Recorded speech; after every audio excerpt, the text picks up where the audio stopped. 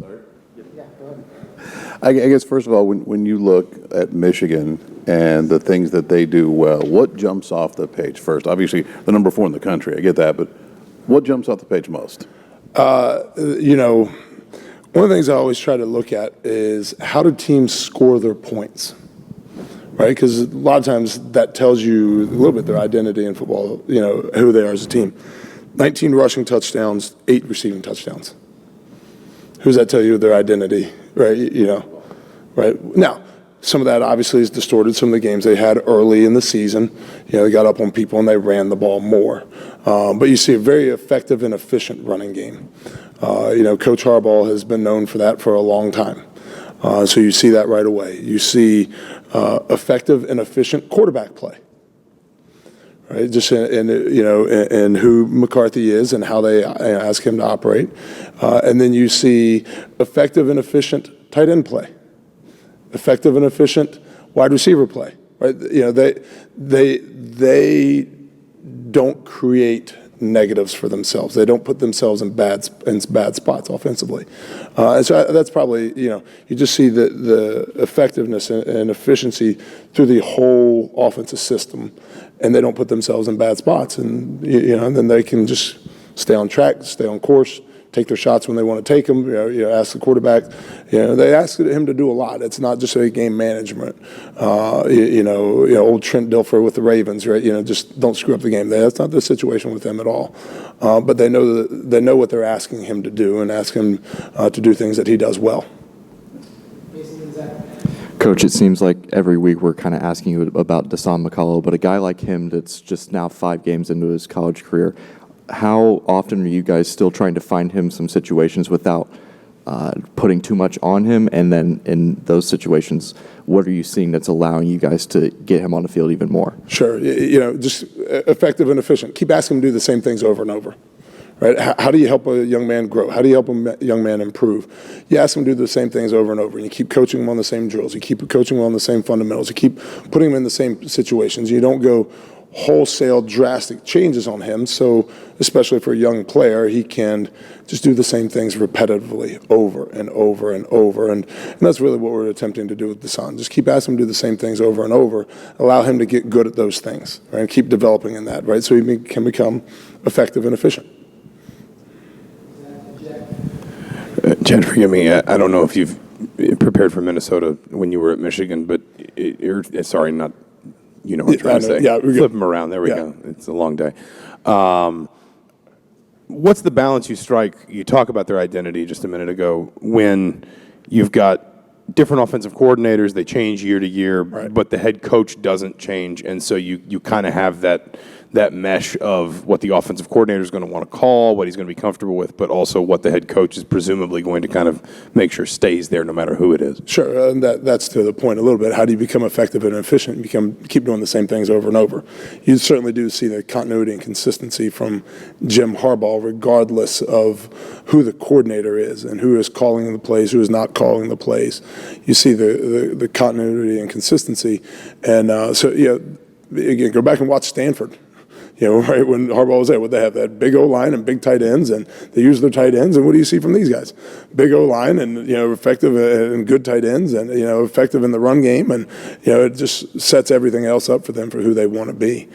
So I think that is very accurate. Is you see Harbaugh's thumbprint on that thing, wherever he's gone, and how he wants to, manage the game offensively. Coach, Coach Allen mentioned that he thought the defense kind of got fatigued at the end of the Nebraska game, kind of as a result of the offense not being able to stay on the field. I guess first, did you see the defense kind of tiring out at the end of the game? And how do you balance, rotating guys while also knowing in the fourth quarter that, you want to get your best guys out there? Yeah, well, and that's exactly it, Jack. We've talked about this for a while now. We are attempting to play as many guys as possible. So as we get to the fourth quarter, the best players are still fresh and they're still have gas left in the tank, so to speak.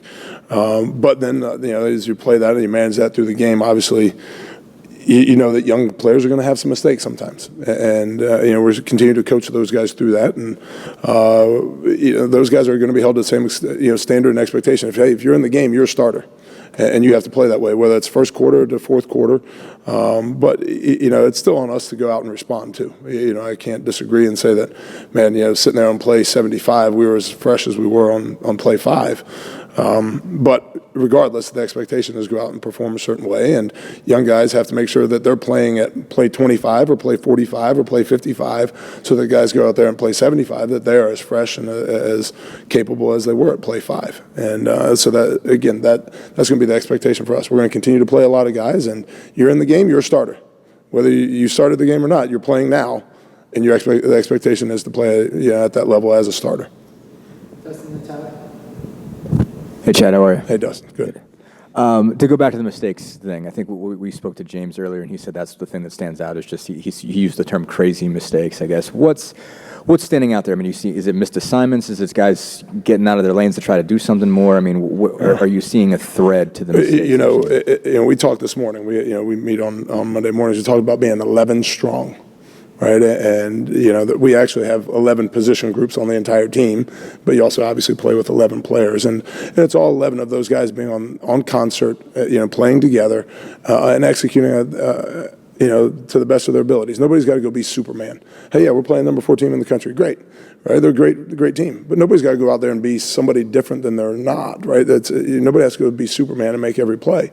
All you got to go out and do is be a man and do your job. And that's what we're going to keep, pushing our guys and challenging our guys is, hey, just be a man, right? Be accountable, do your job, best of your abilities. We can do that, put it all together. And again, the consistency part of it, and have 11 guys working in concert and coordinated together. We can play really good defense, and that's the challenge every week is just get them locked in, the fundamentals, the details of their job, the assignments, and the execution of their job, and play really, really hard doing those things. So that's why they call us coach. That's why he calls coach. We talked about what's the meaning of the word coach. Get them from point A to point B, right? And that's what we're going to keep doing. Keep coaching, keep trying to get these guys from point A, where they are in their execution, the fundamentals, the understanding of the scheme, assignments, get them to point B, eventually to point C, point D, and keep taking them down that road. But that's the goal. So, and again, to be consistent in that teaching for Deshaun, for Jalen Williams, for Aaron Casey, whoever those guys are, just be consistent in the teaching of that.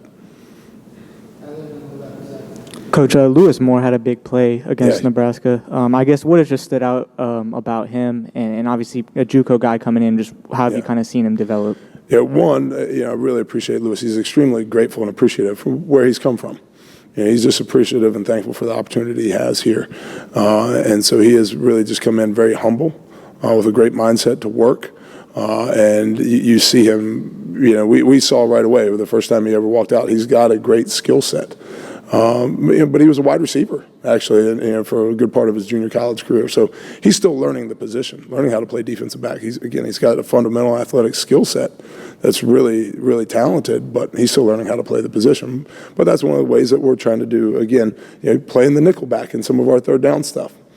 Give him a role, give him a job, and, hey, go focus, Deshaun McCullough, go focus on this job, go focus on this role. But you can focus on that. Now that takes some reps off of Noah Pierre and our base down stuff. So that, just trying to bleed that and give him a role, give him a job. Hey, man, if we can get, 10, 12 great plays out of you, right, playing, on that third down package, execute that, develop that, and then we keep growing and expanding it. But he really has embraced that and is working really hard at it. Really proud of Lewis for that. Hey, Coach, I'm wondering if you can elaborate and go into your philosophy with the game on the line, like where you're looking for like player rotations and like who's playing. Sure. Well, you want your best players on the field when it counts the most. That's for sure. But sometimes the best players are the guys that are the freshest. And so that's part of it too. The guys that can go out and play as hard as they can. But yeah, you want your best players, and again, the expectation, you're on the field, you're playing like a starter.